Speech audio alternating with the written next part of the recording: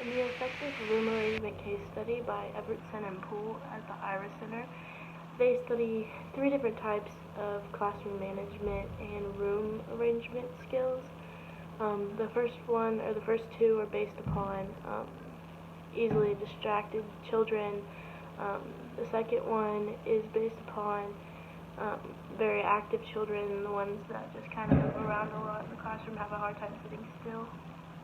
And the third being a child that is enrolled in the special education courses at the school who is only allotted like 2 hours in a typical classroom setting. So the first one we're going to cover is based on a 3rd grader who is easily distracted during independent reading time and independent work time. He is not finishing work, and if he does, he is doing it to he's not doing it to his best ability.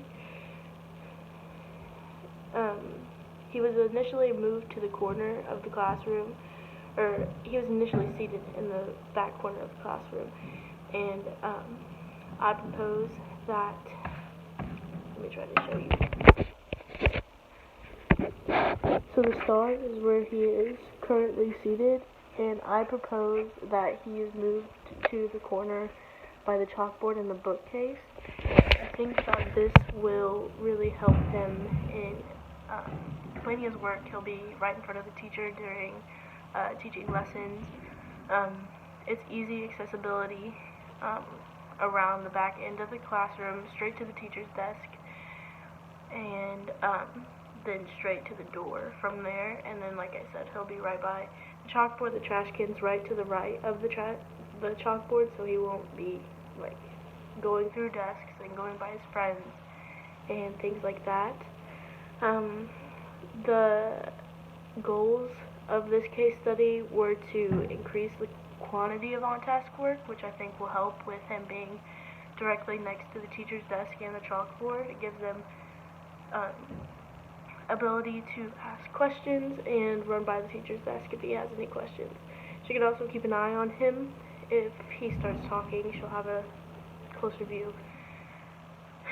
And for the second case study, it is based in a 2nd grade classroom, and the child is very active, and he has a hard time staying on track. Currently, the desks are grouped together in arrangements of 3 and 2. The child is placed in the back middle of the classroom, pretty far away from the chalkboard, the teacher's desk, the computer, everything like that. The trash can, however, is directly in front of his desk.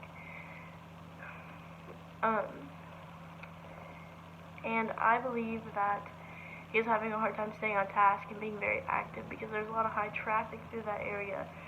The trash can is right in front of his desk, meaning all of his peers are walking by, putting trash in the trash can. Makes it hard for him to stay on topic because he's seeing a lot of movement. He is very far from the teacher's desk, and he is very close to the door. So let me show you that really fast. So the star is where he is seated currently, and I believe that he should be placed up here in the far corner, right between the chalkboard and the bookcase. It will leave a little bit of room from the teacher's desk, but she will be able to have a clear eyes view of where he is seated. I apologize, I'm very sick.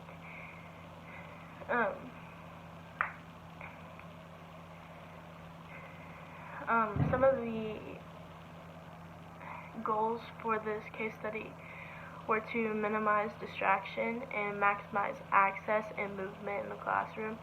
So with him being in that corner of the classroom, I believe that he will be closer to the chalkboard. Similar to the last situation, he will be closer to the teacher during lessons, which it can help him stay on task. Sitting next to a child who is on task would also help him stay on task. Somebody who doesn't give in to his activeness. And then movement through the classroom, he can go straight across the side, down, and into the back, and he'll be right with the door the trash can's right there. He won't have so much movement in front of him. He'll be in that corner, so there will be very, very, very limited movement unless it is somebody at the bookcase after an assignment or something like that. But the teacher can't control that. So for the third, it is a 5th grader. She is in special education classes, and she is allotted 2 hours of typical classroom time or common classroom time with her peers. The special education teacher is very reluctant that she will do fantastic. She is a very fluent reader. She is very shy.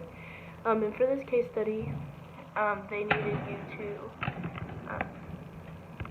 establish like some goals that you would like for her to have, and that you would give her. Because she is such a fluent reader, I said that putting her in a position in the classroom would give her a lot of time to interact with her peers and talk to them, maybe come out of her shell a little bit more. Obviously, just ease her into it. Don't just throw her in with a bunch of people. And then the second one I came up with was whenever she is ready, increased classroom time, because it does seem like she did very well. And they have like a blank slate for you to create a classroom. And for Donna, the special education student, I would place them in like groups of 4 desks and just have her at one of them. Maybe start out with like just a partner seat, like a 2-seated classroom, and maybe at like a group table. I think that she would benefit very well from that. But I have done field observations in classrooms, and I have noticed that room arrangement has a big effect on the students, how they learn, how the classroom runs, how efficiently work gets done, and I think that this was a very interesting case study. Thank you, and let me know if you have any more questions.